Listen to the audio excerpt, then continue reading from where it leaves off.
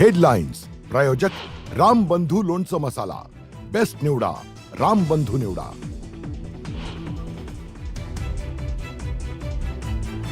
मनोज जरांगे फार तर एकनाथ शिंदेचा कार्यकर्ता असू शकतो। उदय सामंत भेटून आल्यानंतरचे जरांगे का बोलायला लागले? गुणरत्न सदावर्तेंचा गंभीर आरोप।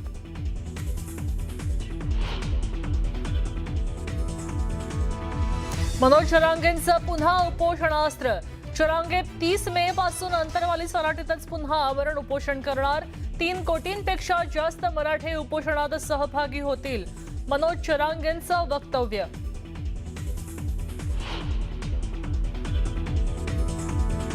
फडणवीसांना दोष देत नाही, पण त्यांनी कुणबी प्रमाणपत्र का रोखलं?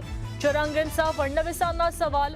तर मुख्यमंत्री सर्वेसर्वा असतात हे फडणवीसच म्हणाले होते, म्हणत जरांगेंचा टोला।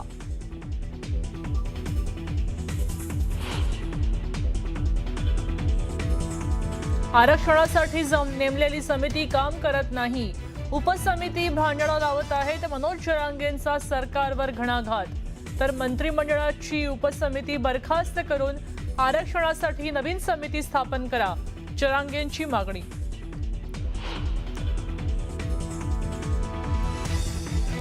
नीट पेपरफुटी प्रकरणी NSUI आक्रमक। दिल्लीत NTA विरोधात तीव्र आंदोलन, NTAला बॅन करण्याची आंदोलकांची मागणी।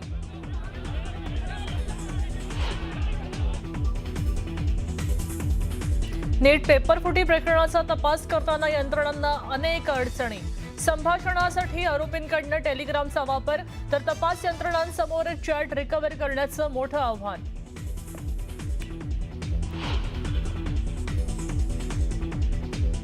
नीट पेपर लीक प्रकरणाची क्रोनॉलॉजी समोर। पुण्याच्या मनीषा वाघमारेनं साथीदारांच्या मार्फत नगर, नाशिक आणि गुरुग्राम पर्यंत नेक्सस चालवत पेपर जयपूरला पाठवला। धक्कादायक माहितीमुळे एकच खळबळ।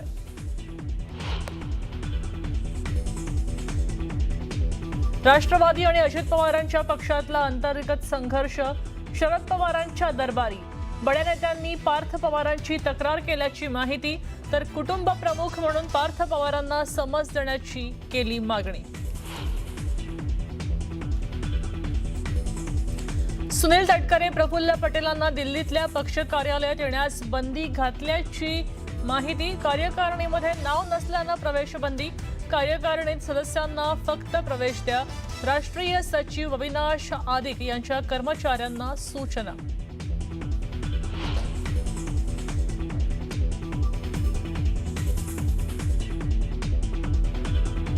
राज्याच्या वाळू धोरणात मोठा बदल। EWS घरकुलांना 10% वाळू मोफत मिळणार, महसूल मंत्री चंद्रशेखर बावनकुळेंचा निर्णय।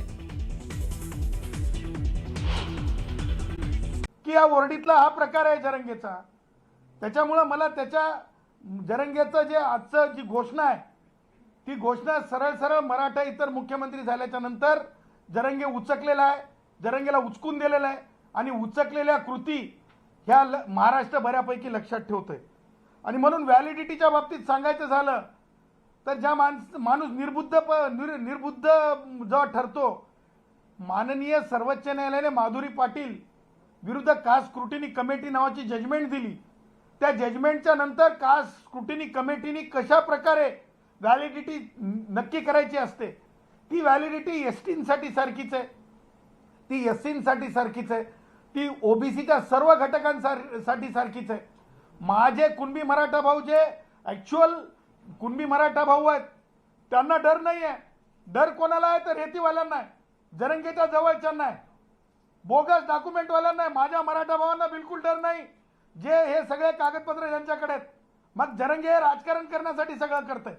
आणि म्हणून माझं हे म्हणणं आहे की जरंगेचं आंदोलन हे केवळ रेती बहादरांचं एकत्रित येऊन आजची बैठक होती। रेतीचा उपसा करणाऱ्यांची, बेकायदेशीर उपसा करणाऱ्यांची बैठक होती का, याची चौकशी संबंधित दोन्ही जिल्हाधिकाऱ्यांनी करावी, बीडच्या जिल्हाधिकाऱ्यांनी करावी, जालन्याच्या जिल्हाधिकाऱ्यांनी करावी। कारण मला जी माहिती मिळत आहे, माझ्याकडे रेकॉर्ड्स आहेत, माझ्याकडे रेकॉर्डिंग्स आहेत की जरंगेचे लोक कशा प्रकारे रेती उपसा करत आहेत जरंगे बिळातून बाहेर आल्याच्या नंतर। आणि त्यामुळं मला असं वाटतंय की कोणत्याच परिस्थितीमध्ये जरंगेला भीक घालण्याची गरज नाही आणि जरंगेच्या सोबत तुम्हाला सांगतो कोणी सुद्धा जरंगेच्या साथीला जाईल अशी परिस्थिती नाही आणि म्हणून जरंगे हा मराठा समाजाचे प्रश्न घेऊन उभा राहिलेला नसून जरंगे हा केवळ एक तुम्हाला सांगतो एक टूल आहे एक टूल आहे एक टूल आहे. एक मोठा गंभीर मुद्दा उपस्थित केलेला आहे तुम्ही. दोन मुद्दे त्याच्यात. एक तर तुम्ही असं म्हणतात की मराठा मुख्यमंत्री झाला नाही, मराठा इतर मुख्यमंत्री झाल्यामुळे हा वाद घालतो. दुसरं म्हणजे की तुम्ही थेट म्हटलेलं आहात की मनोज जरांगे पाटील हे उपमुख्यमंत्री एकनाथ शिंदे यांच्या पक्षाचे कार्यकर्ते आणि उदय सामंत यांना भेटल्यानंतरच तो बिळात आला. हा थेट आरोप मला म्हणायचं का? नाही, तुम्हाला एकेकानं उत्तर देतो. सगळ्यात महत्वाचा आणि गंभीर मुद्दा तर मी शेतकऱ्यांचा उपस्थित केलेला आहे. त्या मुद्द्याला बगल जाता कामा नाही. आता ऐका, नाही बघा ऐका तुम्हाला ऐकावं लागेल. दुसरा मुद्दा जो मी बोललो, एक लक्षात ठेवा, आमच्याकडे गुराखी साहित्यातला माणूस आहे मी, बरं का. आमच्याकडे परड पडल्यासारखा. काय पडलास म्हणतात माहिती आहे ना तुम्हाला, तुम्ही जर ऐकलं असेल तर. परड पडल्यासारखा. अरे काय बिळात होतास रे बापा, बिळातून बाहेर निघालास. जरंगे हा कुठं होता आतापर्यंत? जरंगे हा मध्येच होता. जरंगे बाहेर कधी निघाला? आमचे उदय भेटल्याच्या नंतर निघाला.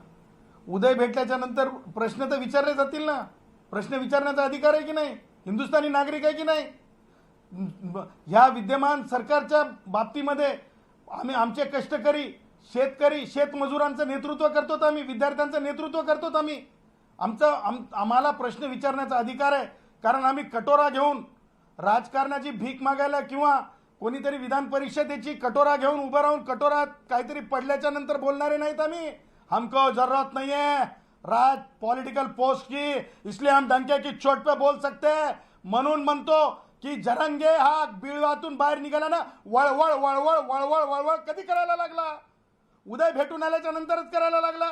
सन्मान्य उदय माझे मित्र आहेत, मंत्री असले म्हणून काय झाले? प्रश्न विचारले जातील, काय चर्चा झाली ती सांगावं लागेल. आणि त्या पुढे जाऊन मला हे म्हणायचं आहे, जरंगे माननीय मुख्यमंत्री महोदयांवर हाणून पाडून बोलतो. ते महाराष्ट्राचे मुख्यमंत्री आहेत, राजकीय पक्षाचे मुख्यमंत्री नसतात. पंतप्रधान महोदय हे देशाचे पंतप्रधान असतात, राजकीय पक्षाचे नसतात.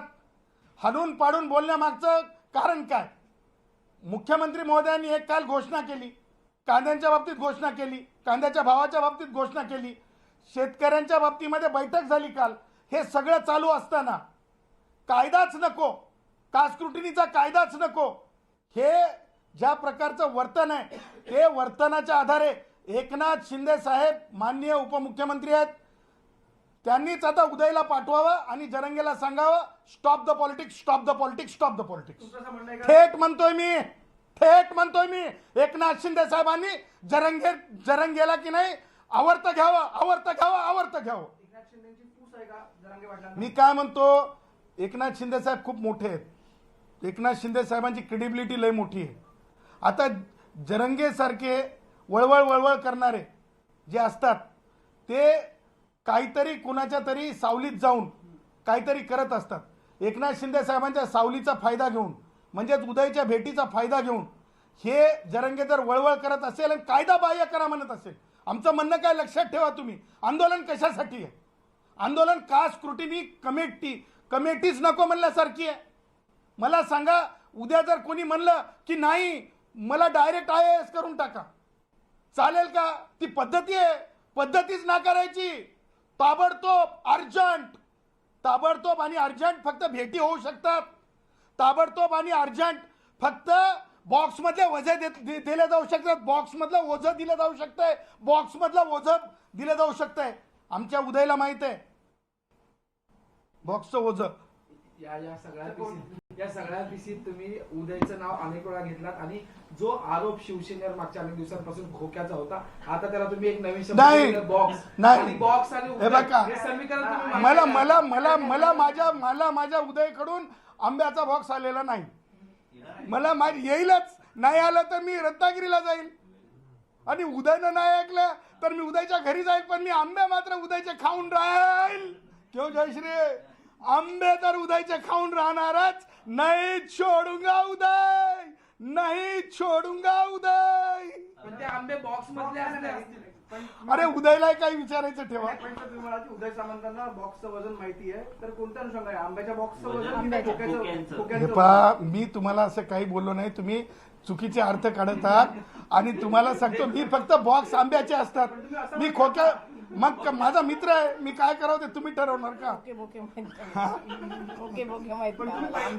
मला खोके वगैरे माहित नाही, मला बॉक्स आंब्याचे माहित आहेत, कारण सीझन आंब्याचा आहे. तुम्ही आंब्याच्या बॉक्सबद्दल बोलताना पैशांचे सिंबल केलं ना हाताने. नाही, ते काय आमचा जुना हिशोब आहे, माझा उदयचा जुना हिशोब. उदयचा माझा मित्र आहे ना.